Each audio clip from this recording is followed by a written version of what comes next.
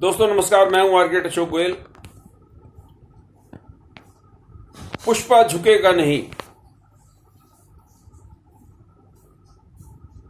जहां हम खड़े हो जाते हैं लाइन वहीं से शुरू होती है। इस तरह के डायलॉग फिल्मों में आपने सुने हैं। बहुत लोकप्रियता मिल जाती है इस तरीके के डायलॉग्स को, और ये संवाद आपके जीवन में हौसला भरने का काम करते हैं। लौपथगामिनी जैसे शब्द भी सदैव याद रह जाते हैं। इस शब्द की उत्पत्ति भी एक फिल्म से हुई थी। फिल्म का नाम था चुपके चुपके। दोस्तों, आज का वीडियो उन सारे नौजवानों के नाम है जो निराश होकर कुछ गलत कदम उठाने की सोच लेते हैं। शुरू करता हूं मैं अपनी बात। पुष्पा झुकेगा नहीं और लाइन वहां से शुरू होती है जहां हम खड़े होते हैं। इस तरह के डायलॉग, जैसे मैंने पहले कहा, आपके जीवन में हौसला देने का काम करते हैं। चुपके चुपके फिल्म में धर्मेंद्र, अमिताभ बच्चन और जया भादुड़ी जी मुख्य किरदारों में थे। उसमें एक और चरित्र कलाकार थे, ओम प्रकाश जी। ओम प्रकाश जी को हिंदी भाषा से विशेष स्नेह था, और इस हिंदी भाषा के विशेष स्नेह के कारण ही धर्मेंद्र साहब उनका हिंदी के कठिन शब्द बोलकर उनको कठिनाई में डालते थे। मैं यहां चुपके चुपके की व्याख्या नहीं कर रहा। चुपके चुपके में जो चरित्र कलाकार थे, ओम प्रकाश जी, उनका दिल्ली के साउथ एक्सटेंशन में घर था। उनके बिल्कुल साथ वाले मकान में रहते थे प्रसिद्ध मूर्तिकार यानी स्कल्प्टर धनराज भगत साहब। जिनको मालूम ना हो, धनराज भगत जी हिंदुस्तान के प्रसिद्ध स्कल्प्टर यानी मूर्तिकार रहे हैं, और चंडीगढ़ के कॉलेज ऑफ आर्ट में उनके नाम पर धनराज स्क्वायर बना हुआ है। एक चौक है जिसका नाम उन्होंने धनराज स्क्वायर दिया है। धनराज भगत जी का पुत्र प्रमोद भगत मेरा सहपाठी था दिल्ली के प्रतिष्ठित school of planning and architecture में। इसने मेरे साथ आर्किटेक्चर ज्वाइन नहीं किया था।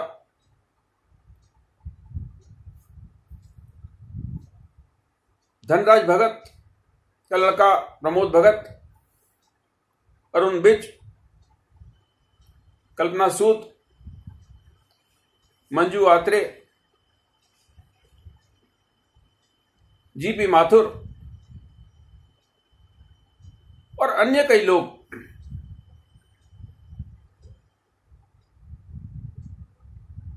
एक और साहब थे दीपक पुरी। ये अन्य कई लोग, अन्य कई छात्र मेरे से 1 साल सीनियर थे और फेल होने के बाद हमारी क्लास में पहुंच गए थे। इनमें से काफी नामों से आप परिचित हैं। इन लोगों ने जीवन में बहुत सी बुलंदियां हासिल की। नलिनी ठाकुर जी भी फेल होकर मेरी क्लास में पहुंची थी। बाद में एसपीए में कंजर्वेशन डिपार्टमेंट की विभाग अध्यक्ष यानी हेड ऑफ द डिपार्टमेंट के रूप में रिटायर हुई। फेल होना कोई बड़ी बात नहीं थी, एक आम बात थी आर्किटेक्चर कॉलेज में फेल होना। और फेलियर इस बात का कोई द्योतक नहीं था कि आप जीवन में फेल हो गए।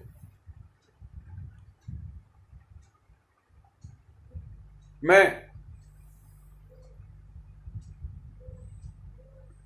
5 साल के सभी इम्तिहान देने के बाद ट्रेनिंग के लिए मैंने चौधरी गुलजार सिंह का ऑफिस ज्वाइन किया था सिंधी हाउस में। वहां पर हमारे एसपी के कई और साथी थे, अनुराग रॉय जी वहां पर थे जो बाद में गेटवे के स्कूल ऑफ आर्किटेक्चर के प्रिंसिपल रिटायर हुए।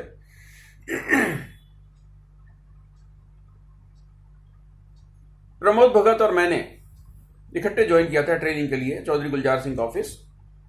जेके चौधरी, जुगल किशोर चौधरी जिन्होंने आईआईटी दिल्ली का डिजाइन किया था, और इनकी पत्नी यूई चौधरी ने ले कार्बुजियर के साथ चंडीगढ़ पर काम किया था।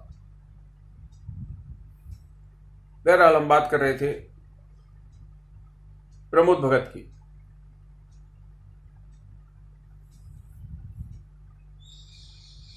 एक दिन अचानक पता चला कि रिजल्ट आ गया।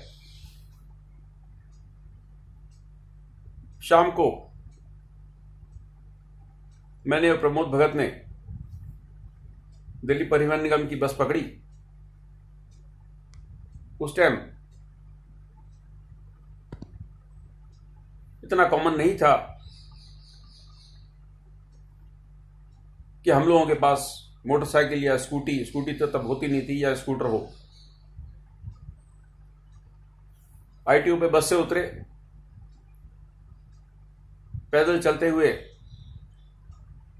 डीडीए के सामने प्लानिंग बिल्डिंग पे पहुंचे, आर्किटेक्चर की planning building school of architecture की, और वहां से हम पैदल चलते हुए रिंग रोड से आर्किटेक्चर डिपार्टमेंट की तरफ जा रहे थे, जो रोज गार्डन के साथ स्थित है। उसके एक तरफ रोज गार्डन है और दूसरी तरफ कब्रिस्तान। सामने से आ रहा था एक नौजवान, हमारा क्लास फेलो था, अफगानिस्तान से आया था हिंदुस्तान में पढ़ाई करने। उसका नाम था जकी गियासी।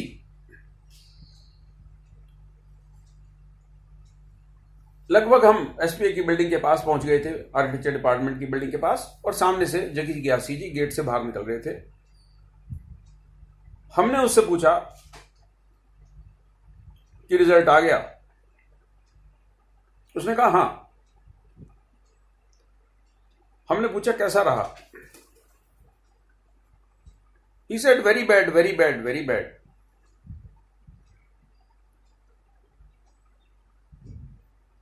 हमने कहा क्या रहा? उसने बताया 7 छात्र छात्राएं फेल हो गए।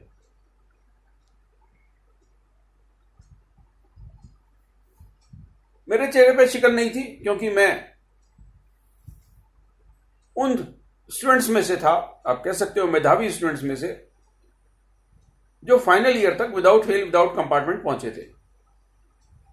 हमारा 33 स्टूडेंट्स का बैच था, और लगातार बार बार बहुत सारे छात्र छात्राएं फेल होते थे। किसी कंपार्टमेंट कोई फेल, किसी कंपार्टमेंट कोई फेल, और मैं without fail without compartment final year तक पहुंचा था।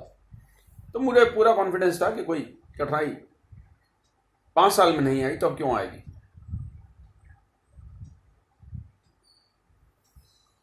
प्रमोद भगत ने उससे नाम पूछे कौन कौन। उसने बताना शुरू किया,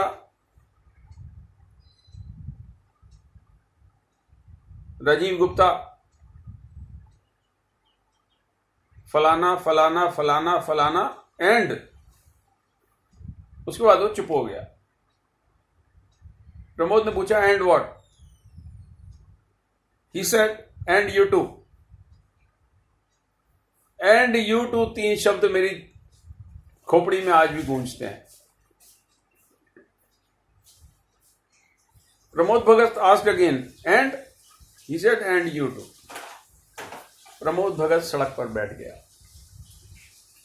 उसने अपना माथा पकड़ लिया। मैं उसकी तरफ, जकी ग्यासी की तरफ और प्रमोद भगत की तरफ हैरानी से देख रहा था। आज मैं हंस रहा हूं। उस जमाने में भी, ये बात है 1975 की, 1975 की, उस जमाने में भी मुझे जकी ग्यासी की बात पे भरोसा नहीं हुआ। प्रमोद भगत को मैंने उठाया, मैंने कहा ठीक है, घर छोड़ आऊं। साउथ एक्सटेंशन फिल्म अभिनेता ओम प्रकाश जी के पड़ोस में वो रहता था, इसलिए उसका जिक्र आया मेरी इस बातचीत में। कहता नहीं मैं ठीक हूं। बहरहाल हम कॉलेज में गए। जकी ग्यासी की बात सही थी।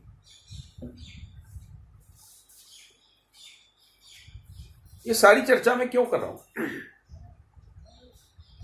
ये सारी चर्चा मैं इसलिए कर रहा हूं कि बहुत से लोगों को आज अशोक गोयल एक बड़ा कामयाब इंसान दिखाई देता है, और हूं भी। अब मैं अपनी कामयाबी की बात भी कर देता हूं, फेलियर का तो बता दिया। मैं हिंदुस्तान का पहला आर्किटेक्ट ऐसा हूं जिसने इंटीरियर डेकोरेशन पे हिंदी में किताब लिखी है। मेरे पीछे रखी किताब आप देख रहे हैं, जिसकी 50,000 से ज्यादा प्रतियां बिक चुकी हैं।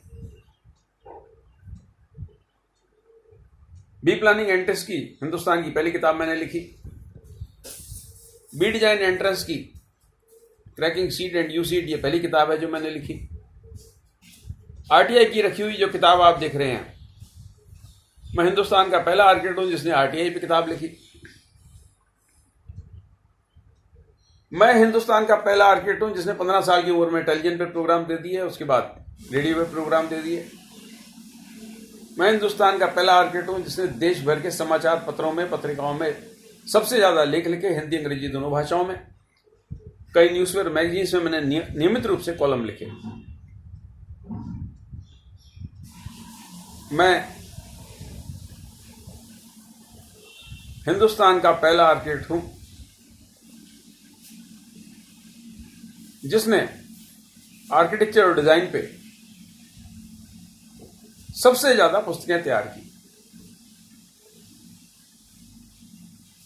मैं हिंदुस्तान का पहला आर्किटेक्ट हूं जिसकी किताबों को 10 लाख से ज्यादा, यानी 1 मिलियन से ज्यादा पाठकों ने पसंद किया। मैं बार बार ये क्यों कह रहा हूं, मैं हिंदुस्तान का पहला ये और मैं पहला वो और मैंने ये कमाल करा और वो कमाल करा। आज 2.5 दर्जन से ज्यादा किताबों का लेखक या सह लेखक हूं मैं। ये बात क्यों कर रहा हूं मैं? ये बात इसलिए कर रहा हूं कि एक फेलियर ने मेरी जिंदगी में अवरोध तो खड़े किए, लेकिन उन अवरोधों को मैंने पहाड़ नहीं बनने दिया।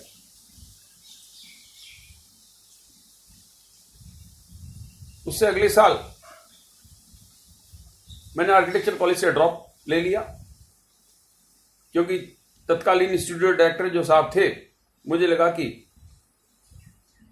इनको शायद मुझसे कुछ तकलीफ होगी। और एक और बड़ी विचित्र बात थी कि जो 7 विद्यार्थी फेल हुए थे, सबके 36% मार्क्स थे, यानी 100 में से 36। ये कैसे संभव है कि जितने फेल हुए छात्र सबके 100 में से 36 नंबर हो? किसी के 35 हो सकते थे, किसी के 33, या किसी के 31, या किसी के 25। उसके बाद मैंने लगातार आर्किटेक्चर पास करने के बाद विभिन्न पत्र पत्रिकाओं में लेख भी लिखे, आर्किटेक्चर कॉलेज की धांधलियों के बारे में उजागर भी किए, ये राज भी उजागर किए, किस तरीके से वहां फेल होते थे, किस तरीके से छात्रों के साथ अन्याय होता था। और उसके बाद वहां कुछ सुधार भी हुए। हम बात फेलियर की कर रहे थे,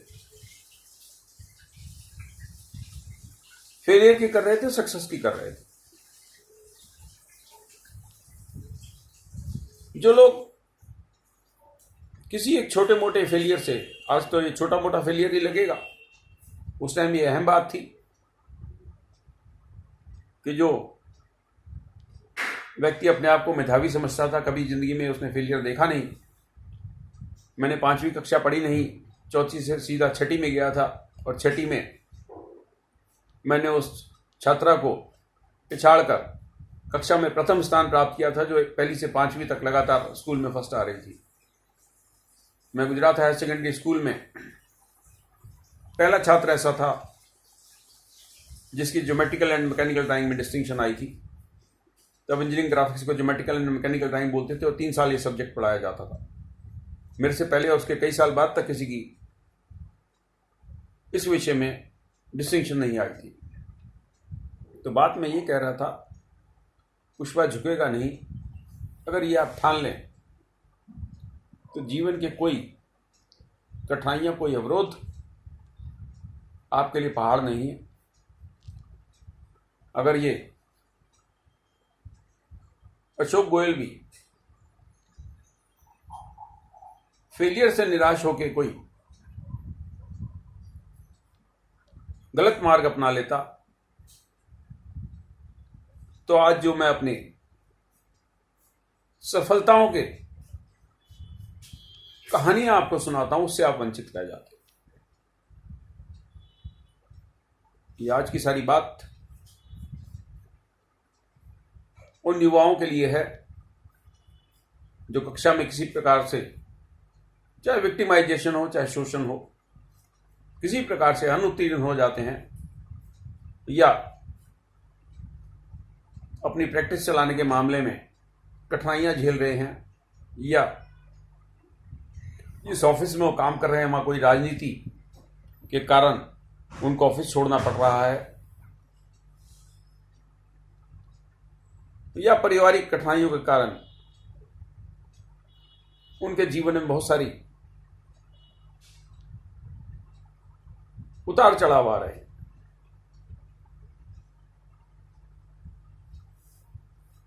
दोस्तों, मैं एक ही बात कहूंगा कि जैसे ऊपर वाले ने मुझे 100 साल का ठेका दिया है कि 100 साल तक वो काम करना है, वैसे ही उन सारे युवाओं को भी 100 साल का ठेका दिया है जो आज 21-22 के हैं, या 15-16 के हैं, या 30-32 के हैं। आप निरंतर काम करते जाइए। ऊपर वाले ने आपके लिए बहुत से रास्ते खोल रखे हैं।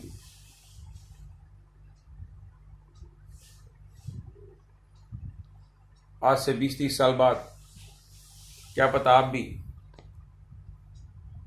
हाथ में मोबाइल फोन पकड़कर एक वीडियो बना रहे हों जिसमें आप कह रहे हो पुष्पा झुकेगा नहीं। शुभकामनाएं, नमस्कार।